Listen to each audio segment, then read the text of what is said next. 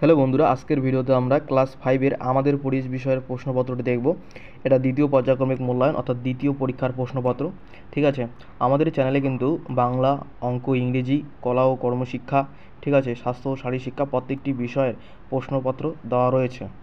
ঠিক আছে, তোমরা প্লেলিস্টে গিয়ে সেখান থেকে দেখে নাও। আজকে আমরা পঞ্চম শ্রেণীর আমাদের পরিবেশ বিষয়ের প্রশ্নপত্রটি দেখব। দেখো এখানে কি রয়েছে। দ্বিতীয় পর্যায়ক্রমিক মূল্যায়ন 2025 শ্রেণী পঞ্চম আমাদের পরিবেশ। পূর্ণমান তোমাদের 30, তোমাদের 30-এর মধ্যে পরীক্ষা হয় এবং সময় দেওয়া হবে 1 ঘন্টা। এখানে তোমাদের নাম, এখানে বিদ্যালয়ের নাম লিখতে হবে এবং এখানে তোমাদের ক্লাসের রোল লিখতে হবে। এই সমস্ত কিছু ফিল আপ করার পর আমরা প্রশ্নের দিকে যাব এবং এই প্রশ্নপত্রটি কিন্তু খুবই ইম্পর্টেন্ট রয়েছে এবং আমাদের চ্যানেলে কিন্তু পঞ্চম শ্রেণীর আরও একটা পরিবেশের প্রশ্নপত্র দেওয়া রয়েছে। ঠিক আছে, তোমরা দুটো প্রশ্নপত্রই দেখে যাবে, কোনটা আসে সেটা কিন্তু তোমাদের ভাগ্যের উপর নির্ভর করবে। দেখে নাও, আর তোমার পরীক্ষায় কিন্তু এই ধরনের প্রশ্নপত্রই দেওয়া হয়। তোমরা এই প্রশ্নগুলো একটু ভালো করে পড়বে, সাথে বই তো তোমরা পড়বেই। ঠিক আছে, সঠিক উত্তরের মাথায় টিক চিহ্ন দিতে বলেছে, যে কোনো 5টি করতে বলেছে এবং এখানে রয়েছে 5 নম্বর। ক নম্বর প্রশ্ন বলেছে কেলেঘাই ও কংসাবতী মিশে হলদি দামোদর কোপাই নদী তৈরি হয়। ঠিক আছে, এখানকার যে সঠিক উত্তর সেটা হবে হলদি নদী। খ নম্বর বঙ্গভঙ্গ হয় 1906, 1905 না 1904 সালে।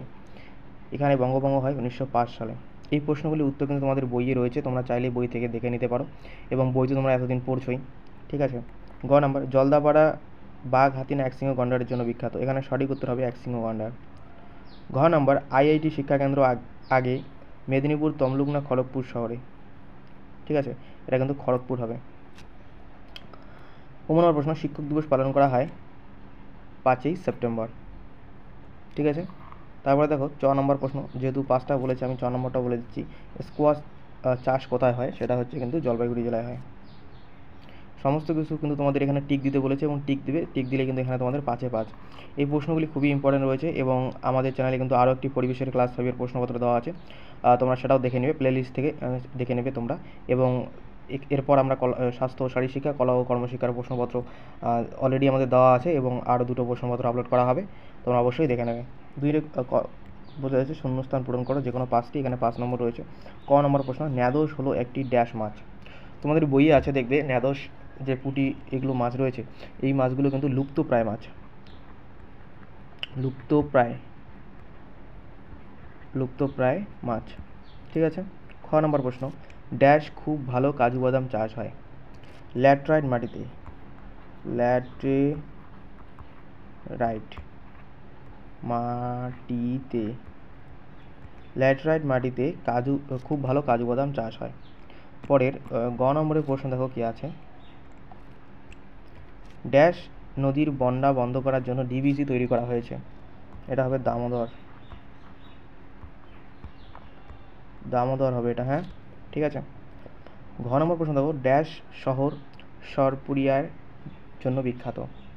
ঠিক আছে, এটা কিন্তু হবে তোমাদের বইয়ে যে ছক করে দেওয়া আছে শহরগুলো এবং জেলাগুলো, সেখানে তোমরা দেখতে পারবে, এখানে এটাই হবে কৃষ্ণনগর। ঠিক আছে, কৃষ্ণনগর। পরের প্রশ্ন দেখো কি বলেছে, 19 নম্বর প্রশ্ন কয়লা ড্যাশ জেলায় বেশি পাওয়া যায়। ঠিক আছে, এটা হবে পশ্চিম বর্ধমান। তোমরা পরীক্ষায় কিন্তু হুবহু এই প্রশ্নপত্র কমন পেতে পারো, অবশ্যই প্রশ্নগুলো তোমরা দেখে যাবে। ঠিক আছে, এবং আরেকটি প্রশ্নপত্র দেওয়া আছে, তোমরা সেটাও কিন্তু দেখে নেবে। শকুন সংরক্ষণ কেন্দ্র ড্যাশ বনে অবস্থিত। এটা হবে রাজা ভাত খাওয়া বনে অবস্থিত হয়েছে। এবার পরে 3 নম্বরে কি বলেছে দেখো, বাম দিক থেকে ডান দিক আমাদের মেলাতে বলেছে। এটা বাম দিক, এটা ডান দিক, এটা আমাদের 5 নম্বর রয়েছে। আমরা যদি এটা মেলাই তাহলে কীভাবে মেলাবো দেখে নাও। কি বলেছে এখানে, ক নম্বরে আছে পুরুলিয়ার যদি আমরা ধরি, এখানে কিন্তু পুরুলিয়ার সাথে মিলবে হচ্ছে পশ্চিমের মালভূমি। খ নম্বরে আছে কয়লা হচ্ছে প্রাকৃতিক সম্পদ। মাস্টারদা সূর্য সেন হচ্ছে একজন বিপ্লবী লোক। নিম পাতা হচ্ছে একটি কীটনাশক। সার্ডিন হচ্ছে সমুদ্রের মাছ। খুব সুন্দরভাবে এগুলো মেলাই দেবে এবং মেলাই দিলে কিন্তু এখানে তোমাদের 5-এ 5 পেয়ে যাবে। ঠিক আছে, দেখো পরের প্রশ্ন কি আছে। এবং এই প্রশ্নগুলি, যে চারের যে প্রশ্ন বলেছে, ছকের প্রশ্নগুলি, যে কোনো 5টি লিখতে বলেছে।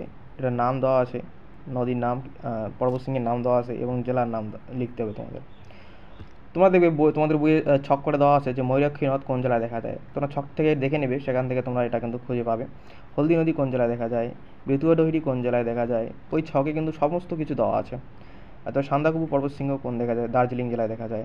তারপর তারকেশ্বর কোথায় দেখা যায়, আলিপুর টাকশাল কোথায় কোন জেলায় দেখা যায়, কলকাতা শহরে দেখা যায়। ঠিক আছে, এগুলি কিন্তু তোমাদের জেলাগুলো কিন্তু অবশ্যই ভালো করে লিখতে হবে, এবং তোমাদের বইয়ের ছক করে কিন্তু খুব সুন্দরভাবে দেওয়া আছে। ঠিক আছে, এখানেও কিন্তু রয়েছে তোমাদের 5 নম্বর। দেখো, শুধু জেলাগুলির নাম লিখলে কিন্তু তোমাদের 5-এ 5 পেয়ে যাবে। এবার দেখো এরা কি বলেছে, নিচের প্রশ্নগুলি উত্তর দাও যে কোনো 5টি, 5 দুগুণে 10 নম্বর, প্রতিটি প্রশ্নের মান 2 করে। ক নম্বর প্রশ্ন, লুপ্তপ্রায় মাছ বাঁচানোর জন্য কী কী করবে। লুপ্তপ্রায় মাছ বলতে যে মাছগুলোকে আমরা কম দেখতে পাই। ঠিক আছে, যে মাছগুলোকে আমরা কম দেখতে পাই এবং লুপ্তপ্রায়, যেমন ন্যাদোস মাছ, সরপুঁটি মাছ। ঠিক আছে, এই মাছগুলোকে বাঁচানোর জন্য তুমি কী কী করবে। এই মাছগুলোকে বাঁচার জন্য তাদের জন্য আলাদা জল সংরক্ষণ করতে হবে। ঠিক আছে, এবং তাদের পরিচর্যা দরকার, এবং যদি অসাধু কেউ যদি এই মাছগুলোকে ধরতে চায় তার বিরুদ্ধে ব্যবস্থা নেওয়া। ঠিক আছে, এই 2-3টা পয়েন্ট তোমরা লিখে দেবে, এবং এইভাবেই কিন্তু তোমাদের এগুলি লিখতে হবে, এবং তাদের জন্য আলাদা জলের এবং বা পুকুরের ব্যবস্থা করা। ঠিক আছে। খ নম্বর প্রশ্ন, তোমাদের কাছাকাছি অঞ্চলে মাটি কেমন। তোমাদের তুমি যে অঞ্চলে থাকো সেখানকার মাটি কেমন তোমাদের লিখতে হবে, এবং সেখানে কী কী চাষ হয় সেটা লিখতে হবে। ঠিক আছে, তোমাদের মাটিটা কেমন, দোআঁশ মাটি, ল্যাটেরাইট মাটি, না বেলে মাটি। ঠিক আছে, সেটা তোমাদের লিখতে হবে, না পলি মাটি। ঠিক আছে, এটা তোমাদের লিখতে হবে, এবং সেখানে তোমাদের অঞ্চলে কী কী চাষ হয় সেটা তোমাদের লিখতে হবে, কী কী চাষাবাদ হয়। গ নম্বর প্রশ্ন, রাসায়নিক কীটনাশকের ব্যবহার কী কী ক্ষতি করে। আমরা যখন রাসায়নিক কীটনাশক জমিতে ব্যবহার করি তখন কী কী ক্ষতি করে। ঠিক আছে, এগুলো কিন্তু বিভিন্ন ক্ষতি করে। এই রাসায়নিক কীটনাশক যদি পুকুরে যায়, পুকুরের মাছ মারা যাবে। এই রাসায়নিক কীটনাশক খেয়ে যদি গরু ছাগল খায়, সেটা গরু ছাগলের ক্ষতি হতে পারে। এবং যে সবচেয়ে বড় কথা হচ্ছে, আমাদের যে চাষাবাদ সেটা কিন্তু নষ্ট হয়ে যায় রাসায়নিক কীটনাশক বেশি ব্যবহারের ফলে। ঠিক আছে, রাসায়নিক কীটনাশক যখন আমরা বেশি ব্যবহার করব, এবং জমিতে কিন্তু পোকামাকড় সব কিছু মারা যাবে, কেঁচো থেকে শুরু করে সব কিছু মারা যাবে, তখন জমি আর উর্বর হবে না। এভাবে তোমরা কিন্তু খুব সুন্দরভাবে বানায় এটা লিখে দেবে। তোমরা সকলেই যেন কেঁচো জমির উর্বরতা বানায়, কিন্তু কেঁচোকে যদি আমরা মেরে ফেলি তাহলে কিন্তু জমি আর উর্বর থাকবে না। মানুষের তৈরি 2টি সম্পদের নাম লেখো, এবং সেগুলি কী কী দিয়ে তৈরি। মানুষের তৈরি যে কোনো 2টা সম্পদ লিখতে হবে, এবং সেগুলি কী কী দিয়ে তৈরি সেটাও তোমাদের লিখতে হবে। ঠিক আছে, এটা একটু বইয়ে দেখে নেবে। মানুষের তৈরি 2টি সম্পদ, স্বাস্থ্য সম্পদ রয়েছে একটা। ঠিক আছে। নম্বর, তরাই অঞ্চল কাকে বলে, এটা বইয়ে রয়েছে, বই থেকে খুব সুন্দরভাবে এটা কিন্তু লিখবে, এবং কোন কোন জেলায় তরাই অঞ্চল অবস্থিত, কোন কোন জেলায় তরাই অঞ্চল দেখা যায় সেটা কিন্তু তোমাদের বইয়ে রয়েছে, বই থেকে একটু দেখে নেবে, এবং আমি আশা করি তোমরা এগুলো অলরেডি মুখস্থ করে ফেলেছো। ঠিক আছে, পরের প্রশ্ন দেখো কী বলেছে। 4 নম্বর প্রশ্ন, নিত্যবহ নদী কাকে বলে, আর একটি নিত্যবহ নদীর নাম দেখো। ঠিক আছে, নিত্যবহ নদী কাকে বলে এটা তোমরা বই থেকে লিখে নেবে, বইয়ে খুব সুন্দরভাবে দেওয়া আছে। একটি নিত্যবহ নদী যেমন গঙ্গা নদী।